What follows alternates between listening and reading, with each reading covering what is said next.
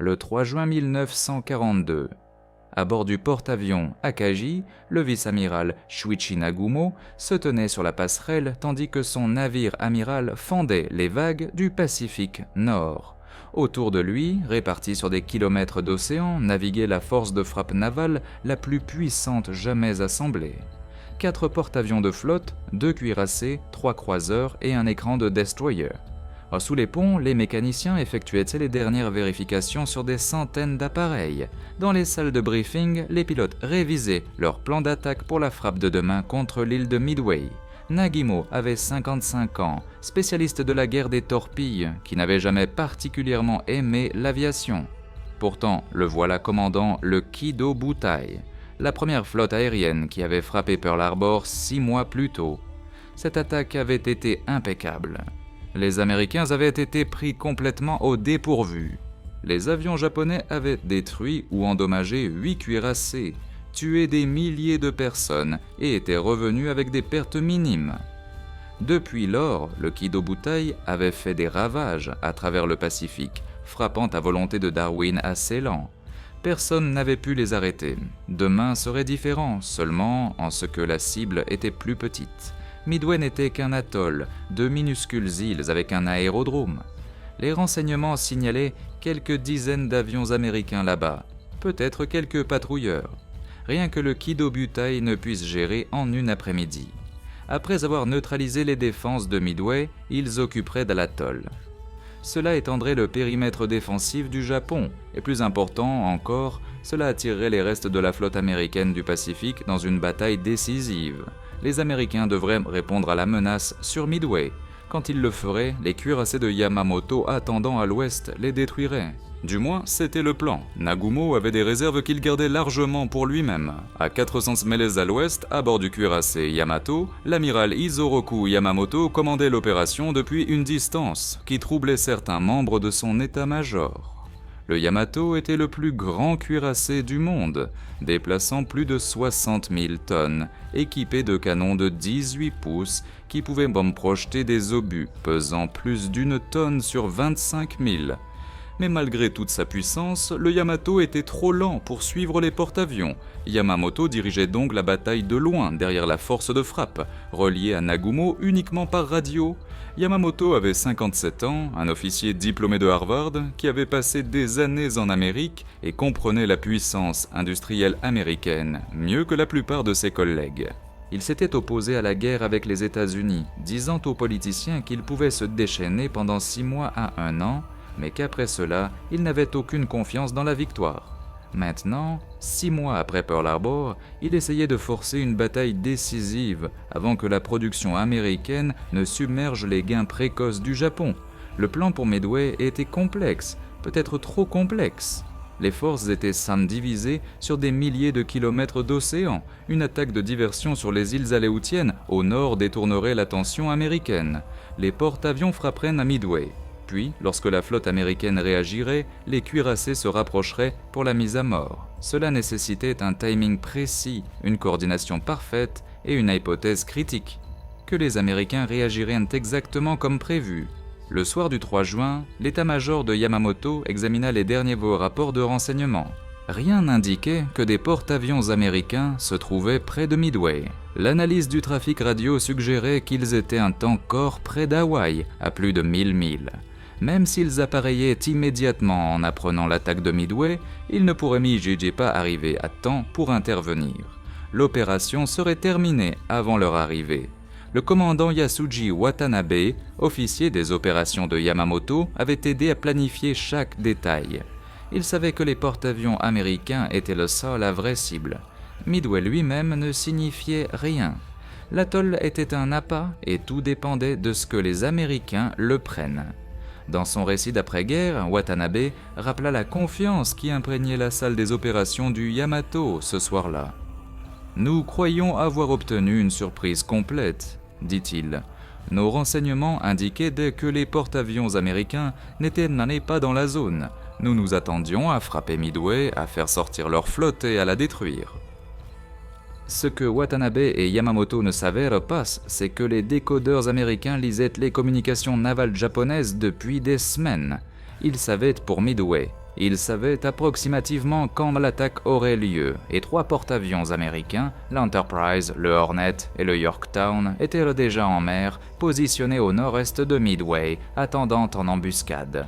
À bord de l'Acadie, ce soir-là, l'ambiance était presque festive. Les officiers se rassemblèrent dans le carré pour discuter de l'opération à venir pendant le dîner.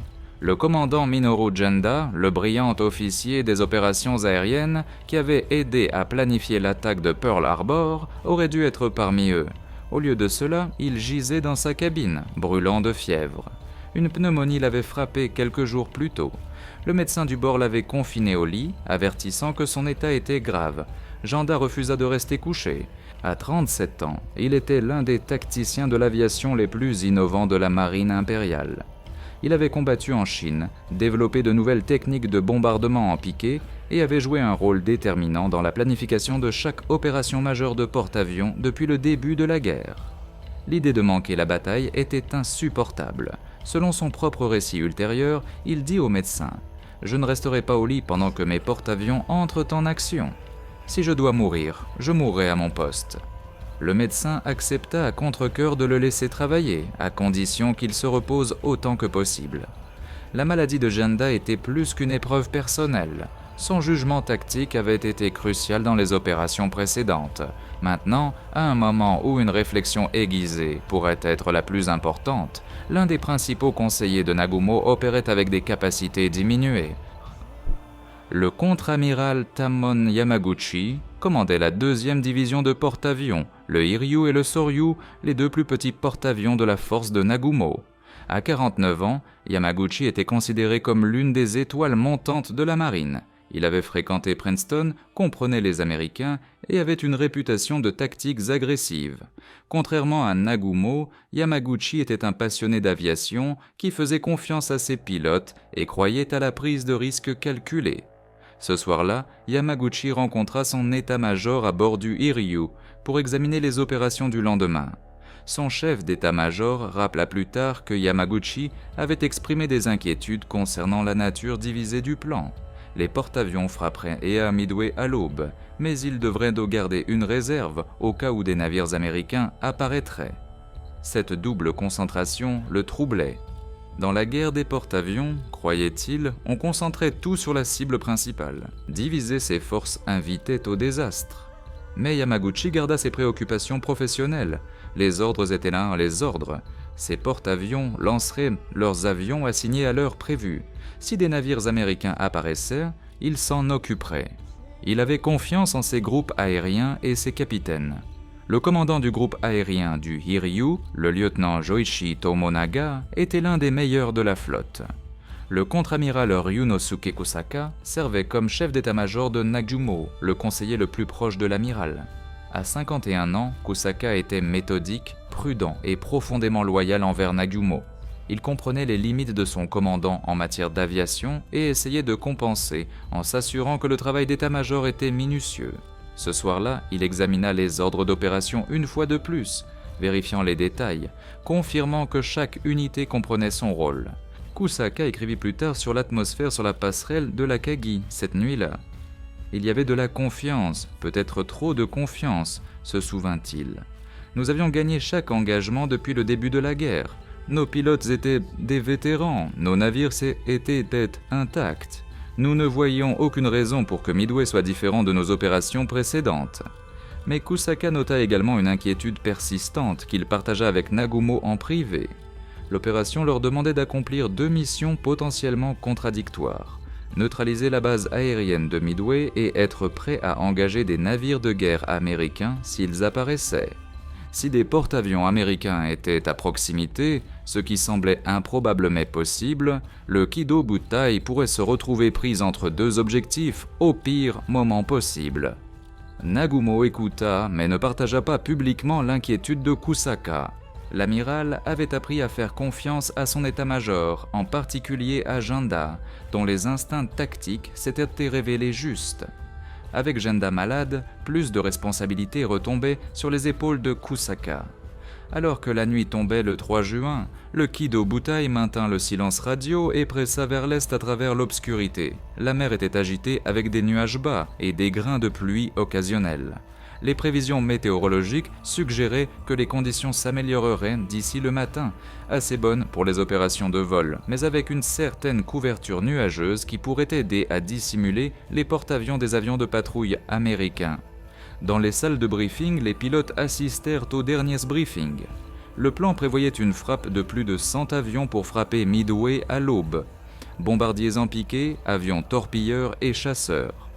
Leurs cibles étaient l'aérodrome, les dépôts de carburant et tous les avions au sol. Ce serait un coup puissant, mais pas écrasant.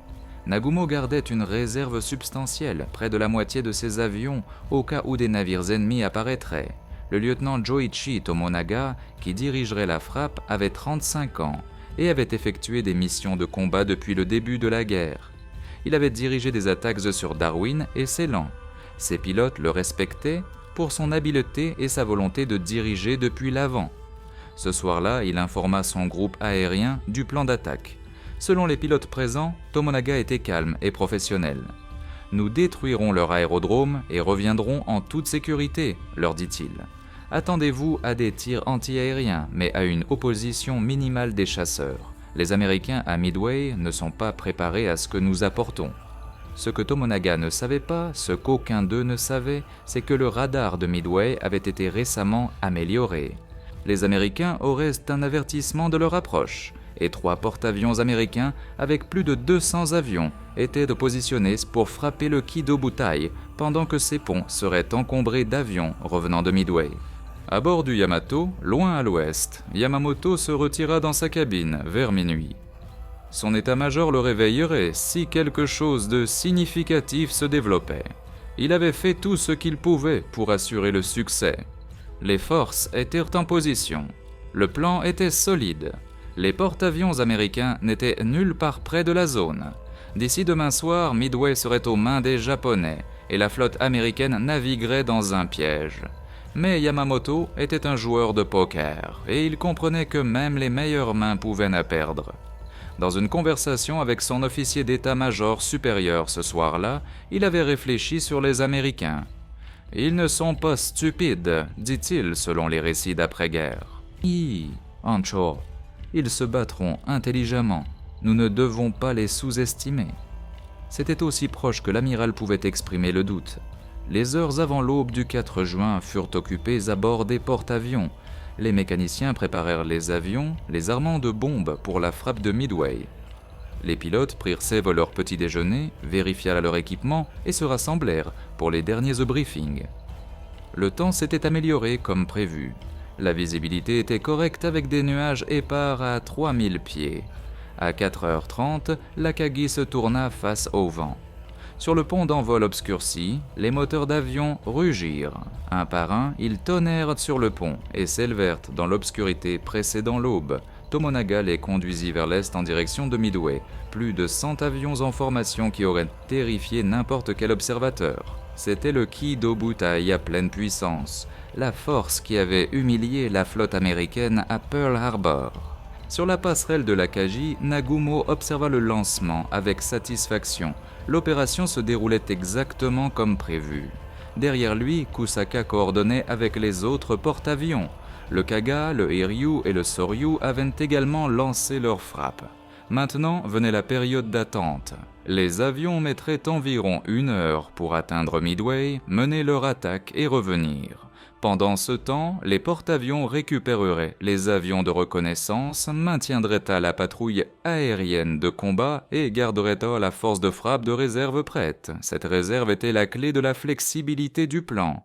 93 avions se trouvaient sur les ponts des hangars, armés de torpilles et de bombes perforantes pour une utilisation contre les navires. Si des porte-avions américains apparaissaient, ces avions pourraient décoller immédiatement. Si aucun navire n'apparaissait, il pourrait être réarmé avec des bombes d'attaque terrestre et envoyé contre Midway dans une deuxième frappe. Janda, malgré sa fièvre, avait insisté pour être sur la passerelle pour le lancement. Il se tenait près de Nagumo, enveloppé dans un manteau, regardant l'horizon oriental commencer à s'éclaircir. Dans ses écrits d'après-guerre, il décrivit un sentiment de malaise, bien qu'il ne puisse expliquer pourquoi. « Tout se déroulait selon le plan », écrivit-il, « mais je sentais que quelque chose n'allait pas. Peut-être était-ce la fièvre qui affectait mon jugement. À 5h30, des avions de reconnaissance décollèrent des croiseurs et des cuirassés. Ces hydravions rechercheraient l'océan à l'est et au sud à la recherche de navires américains. C'était une procédure standard, bien que personne ne s'attendait à ce qu'ils trouvent quoi que ce soit. Les recherches avaient été légèrement retardées par des problèmes de catapulte sur le croiseur Tone, mais cela semblait un problème mineur. L'éclaireur couvrirait son secteur assigné juste un peu en retard. À cette heure, les premiers rapports revinrent de la force de frappe de Midway. Tomonaga signala par radio « Chasseurs ennemis s'élevant pour intercepter ». Les Américains réagissaient, mais c'était attendu. Quelques minutes plus tard, un autre message rencontrant de lourds tirs anti-aériens. Toujours rien d'alarmant. Les défenses de Midway étaient plus robustes que ne le suggéraient les renseignements, mais rien que la force de frappe ne puisse gérer. Puis, à 7h05, des avions américains de Midway apparurent. Des bombardiers torpilleurs et des bombardiers en piqué obsolètes volant en attaque non coordonnée contre le Kido Butte. La patrouille aérienne de combat et les canons anti-aériens des porte-avions les déchiquetèrent. Les attaques aériennes étaient courageuses mais futiles. Pas un seul avion américain ne marqua un coup. Des avions en flammes tombèrent dans la mer. Les quelques survivants retournèrent péniblement vers Midway. Sur la passerelle de l'Akagi, la victoire facile renforça la confiance. Ces Américains étaient un peu courageux, mais mal entraînés et équipés. Leurs attaques étaient non coordonnées, presque suicidaires. Si c'était le mieux que Midway pouvait leur lancer, l'opération serait encore plus facile que prévu. Mais les attaques eurent un effet que personne du côté japonais ne reconnut immédiatement. Elles forcèrent les porte-avions à manœuvrer, brisant la formation, perturbant l'organisation soignée de la flotte. Et elles gardèrent la patrouille aérienne de combat occupée à basse altitude, abattant les attaquants, brûlant du carburant, incapable de monter à une altitude plus élevée où elle aurait pu repérer les menaces approchantes. À 7h28, un message arriva qui changea tout.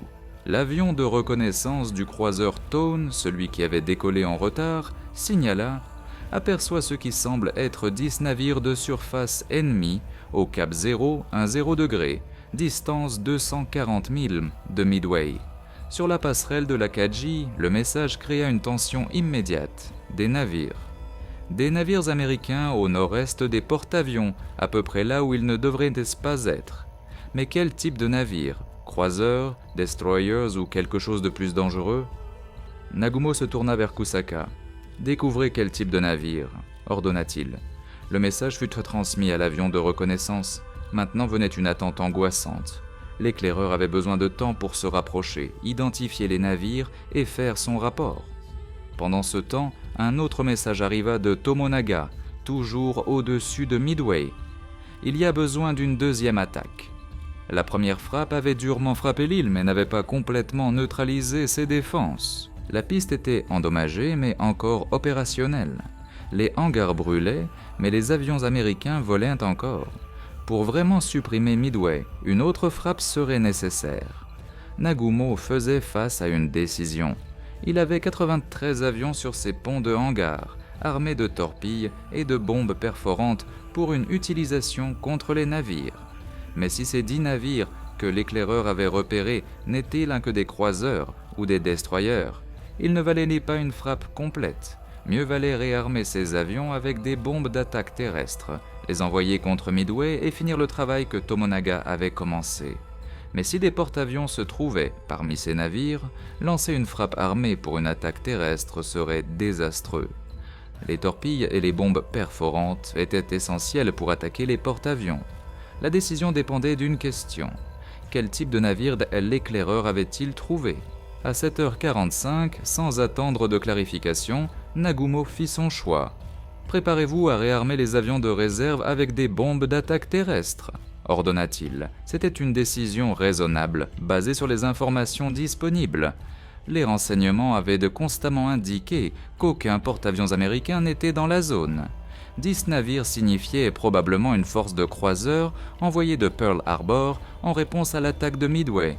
On pourrait s'en occuper plus tard. Pour l'instant, finir Midway était la priorité. Janda, se tenant à proximité, était trop malade pour s'opposer avec force. Plus tard, il dirait qu'il sentait que la décision était prématurée, qu'ils auraient dû attendre la confirmation. Mais sur le moment, brûlant de fièvre, il n'insista pas. Sur les ponts des hangars en dessous, les équipes d'armement commencèrent le processus laborieux de changement d'armes. Les torpilles à feu devaient être retirées, ramenées au magasin et remplacées par des bombes d'attaque terrestres.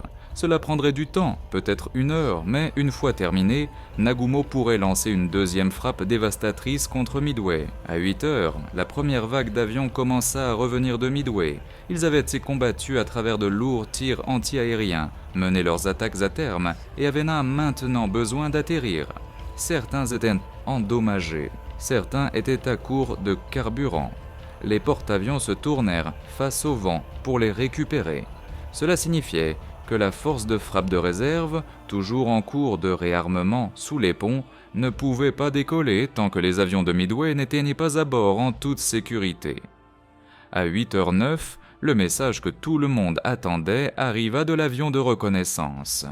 Les navires ennemis sont 5 croiseurs et 5 destroyers. Un soulagement balaya la passerelle de l'Akagi. Pas de porte-avions, juste des croiseurs et des destroyers.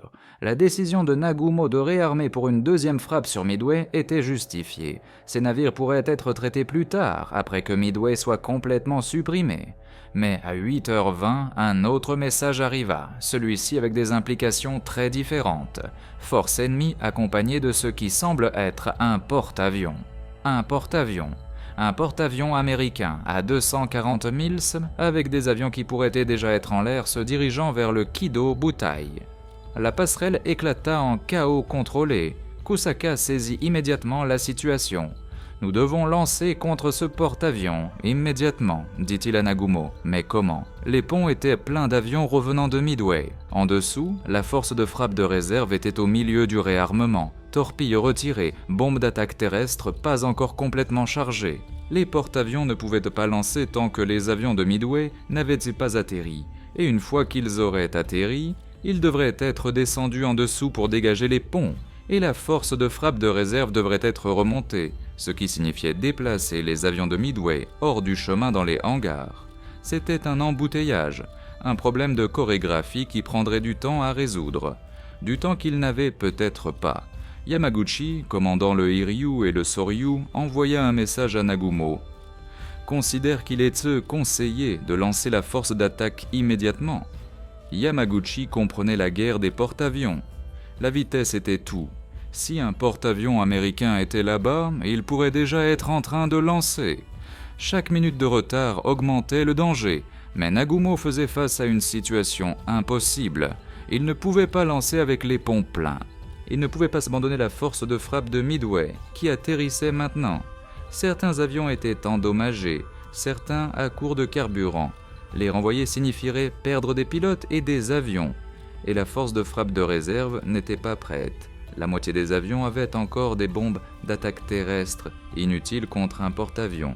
L'autre moitié était encore en cours de réarmement. « Récupérez d'abord la force de frappe de Midway », ordonna Nagumo. « Ensuite, nous positionnerons la frappe de réserve et lancerons contre le porte-avions ennemi. » C'était la seule décision pratique, mais cela signifiait un retard. Un retard précieux et dangereux. Janda, observant cela se dérouler, écrivit plus tard. « Je savais que nous étions en difficulté. Les Américains nous avaient surpris. Nous avions supposé qu'ils n'étaient pas là, et nous avions tort. Maintenant, nous étions pris dans la pire situation possible, avec nos ponts pleins et notre force de réserve pas prête. » Les porte-avions se tournèrent face au vent. Un par un, les avions atterrirent. Certains se sont écrasés à l'atterrissage, endommagés par le tir anti-aérien. Les équipages se sont précipités pour dégager les épaves, pousser les avions vers l'avant, faire de la place pour l'appareil suivant. C'était un chaos contrôlé, le résultat inévitable de la récupération d'une importante force de frappe. À 8h30, un autre message de l'éclaireur. 10 avions torpilleurs ennemis se dirigent vers vous. Des avions américains attaquaient déjà. L'éclaireur les avait repérés décollant du porte-avions. Ils arrivaient. Nagumo ordonna aux porte-avions d'augmenter leur vitesse, de manœuvrer radicalement en cas d'attaque. La patrouille aérienne de combat fut renforcée. Des chasseurs décollaient en urgence pour intercepter les Américains qui approchaient. Mais la situation se détériorait. Le Kido Butai était sur la défensive, réagissant plutôt qu'attaquant. Sous les ponts, les équipes d'armement travaillaient frénétiquement. Certains avions avaient encore des torpilles. Certains avaient des bombes d'attaque terrestre. Certains avaient des bombes perforantes. C'était un désordre, un mélange confus d'armes, et le tri prenait trop de temps. Pire encore, les bombes d'attaque terrestre qui avaient été retirées étaient posées sur les ponts des hangars, non correctement stockées dans les soutes. Elles gêneraient lorsque la force de frappe de réserve monterait sur le pont d'envol. À 9h18, les vigies repérèrent des avions approchant à basse altitude au-dessus de l'eau. Des bombardiers torpilleurs américains du porte-avions Hornet, 15 Douglas Devastator, obsolètes et lents, attaquant sans escorte de chasseurs. La patrouille aérienne de combat se jeta sur eux comme des loups. Les chasseurs zéro les abattirent l'un après l'autre. Le tir anti-aérien remplit le ciel. Les Américains poursuivirent leurs attaques avec un courage suicidaire, mais ils étaient surpassés. Les torpilles tombèrent dans l'eau, passèrent à côté ou furent évitées. Pas un seul impact. 14 des 15 dévastateurs furent abattus. Un seul pilote survécut. Sur la passerelle de l'Akagi, la victoire semblait complète.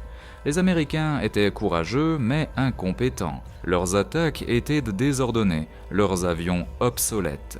Si c'était le mieux que le porte-avions américain pouvait faire, le Kido Butai survivrait et contre-attaquerait.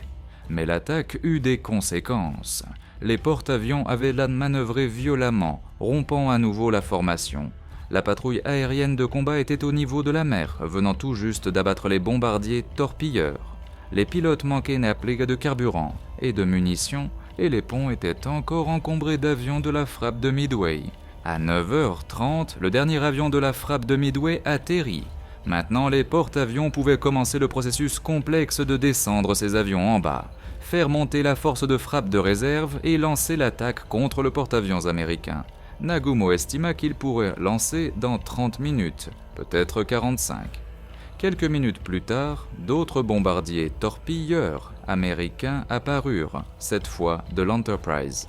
14 autres dévastateurs attaquant sous un angle différent. À nouveau, la patrouille aérienne de combat et le tir anti-aérien les mirent en pièces. 10 furent abattus. Aucun impact. Les Américains semblaient déterminés à sacrifier leurs avions dans des attaques futiles. Kusaka observa le massacre avec une satisfaction sombre, mais une inquiétude croissante. « Où sont leurs bombardiers en piqué ?» demanda-t-il. Les porte-avions américains transportaient des bombardiers en piqué, ainsi que des avions torpilleurs. Pourquoi ne voyaient-ils que des attaques à la torpille ? Personne n'avait de réponse. Peut-être les Américains étaient-ils mal coordonnés. Peut-être leurs bombardiers en piqué s'étaient-ils perdus. Quelle qu'en soit la raison, cette absence était heureuse. À 9h55, un autre groupe de bombardiers torpilleurs apparut, cette fois du Yorktown, 12 avions attaquant à travers un feu intense. La patrouille aérienne de combat était épuisée maintenant. Certains chasseurs atterrissaient pour se ravitailler et se réarmer, mais il en restait assez pour ravager cette attaque aussi. 7 furent abattus. Encore une fois, aucun impact. Sur le pont d'envol de l'Akagi, les équipages travaillaient à positionner la force de frappe de réserve. Les avions étaient remontés des hangars, positionnés pour le lancement. Le pont était encombré d'avions, certains encore en cours de ravitaillement, d'autres dont les armes étaient vérifiées. Dans peut-être 15 minutes, ils pourraient commencer à lancer. Le porte-avions américain paierait pour ces attaques futiles. À exactement 10h22, les vigies à bord de l'Akagi levèrent les yeux et virent quelque chose qui glaça leur sang. Très haut, là où personne n'avait regardé parce que toute l'attention avait été portée sur les attaques à la torpille à basse altitude. Des bombardiers en piqué américains entamaient leurs attaques. Ils venaient de l'Enterprise et du Yorktown. 37 bombardiers en piqué Douglas Dauntless qui étaient arrivés précisément au moment où le Kido Butai était le plus vulnérable. Les ponts étaient encombrés d'avions, armés et ravitaillés. La patrouille aérienne de combat était au niveau de la mer, mal positionnée. Les porte-avions filaient à pleine vitesse en ligne droite, se remettant de la dernière attaque à la torpille, incapables de manœuvrer efficacement. Sur la passerelle de l'Akagi, quelqu'un cria un avertissement. Nagumo leva les yeux pour voir des avions plongeant presque verticalement, grossissant avec une vitesse terrifiante. Il n'y avait pas de temps pour faire quoi que ce soit. Pas de temps pour tourner, pas de temps pour lancer des chasseurs, pas même de temps pour penser. La première bombe toucha l'Akagi au milieu du navire, pénétrant jusqu'au pont du hangar où les avions étaient entassés, où les bombes d'attaque terrestre de l'opération de Midway avortée étaient posées sans sécurité, où couraient bas les conduites de carburant d'aviation. L'explosion fut catastrophique. Des explosions secondaires suivirent, alors que les bombes et les torpilles explosaient sous l'effet de la chaleur. Le feu se propagea dans le hangar, atteignit le pont d'envol, engloutit les avions positionnés pour le lancement. Kusaka, debout à côté de Nagumo, fut projeté au sol par l'explosion. Lorsqu'il se releva péniblement, la passerelle était remplie de fumée. Des flammes rugissaient du hangar en dessous. La structure du navire gémissait. L'Akagi, la fierté de la flotte, le porte-avions qui avait lancé l'attaque de Pearl Harbor, était en train de mourir. À proximité, le Kaga reçut 4 impacts de bombes en succession rapide. Les explosions déchirèrent ses ponts de hangar, enflammèrent le carburant et les munitions, transformèrent le porte-avions en enfer. Le Soryu reçut 3 impacts avec le même résultat dévastateur. En l'espace de 5 minutes, 3 des 4 porte-avions du Kido Butai furent transformés de puissants navires de guerre en épaves, en flammes. Seul le Hiryu, séparé des autres par des manœuvres antérieures, échappa à l'attaque initiale. Yamaguchi, observant depuis la passerelle du Hiryu, vit le désastre se dérouler. 3 porte-avions en flammes, la fierté de la marine japonaise paralysée en quelques minutes. Il ordonna immédiatement que ces avions soient préparés pour le lancement. Le Hiryu contre-attaquerait. À bord de l'Akagi, en flammes, Nagumo se tenait sur la passerelle, abasourdi. Tout s'était effondré si rapidement. Il y a quelques minutes, il se préparait à lancer l'attaque contre le porte-avions américain. Maintenant, son navire amiral était en feu, irrécupérable. Kusaka le pressa de transférer son pavillon sur un croiseur pour maintenir le commandement. Mais Nagumo semblait paralysé, incapable de comprendre ce qui s'était passé. La confiance de la veille au soir, la certitude qui avait imprégné la flotte, avait été détruite aussi complètement que les porte-avions. Le Kido Butai, qui avait semblé invincible, avait été pris au pire moment possible et avait payé le prix ultime. Dans les heures précédant Midway, les amiraux japonais avaient parlé avec une confiance née de 6 mois de victoires ininterrompues. Ils avaient cru leurs renseignements, fait confiance à leurs plans et supposé que les Américains réagiraient de manière prévisible. Ils avaient divisé leurs forces, partagé leurs objectifs et pris des décisions basées sur des informations incomplètes. Ce qu'ils avaient dit dans ces dernières heures reflétait une incompréhension fondamentale de leur situation.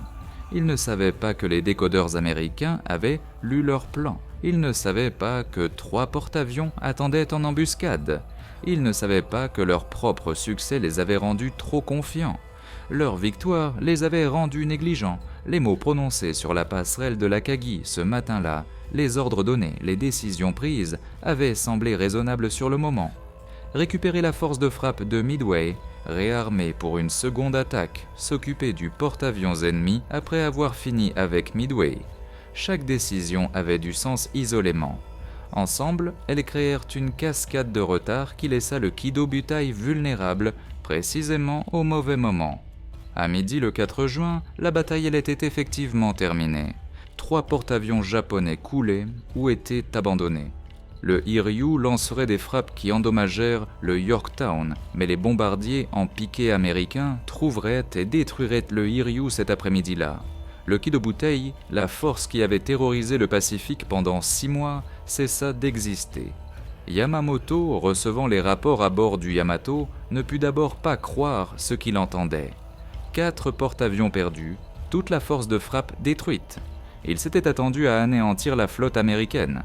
Au lieu de cela, la force de porte-avions du Japon avait été éventrée en une seule matinée. L'amiral, qui avait averti qu'il pourrait se déchaîner pendant 6 mois, avait eu raison.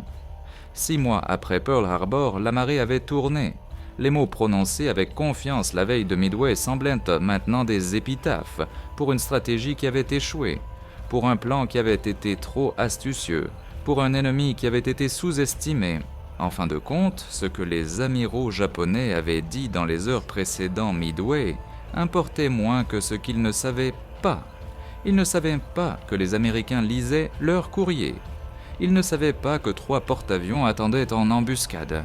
Ils ne savaient même pas que le courage et la détermination pouvaient surmonter les désavantages tactiques. Et ils ne savaient pas qu'à la guerre, la confiance ne remplace pas les renseignements précis et le jugement sain. La bataille se poursuivrait pendant 2 jours encore alors que Yamamoto tentait de sauver quelque chose du désastre. Mais l'issue était déjà décidée. Le Japon avait perdu non seulement 4 porte-avions, mais l'initiative dans la guerre du Pacifique. Les mots prononcés avant Midway, la confiance exprimée, les plans élaborés, appartenaient tous à un moment qui s'était terminé à 10h22 le matin du 4 juin, lorsque les bombardiers, en piqué américain, apparus lors du soleil et changèrent le cours de la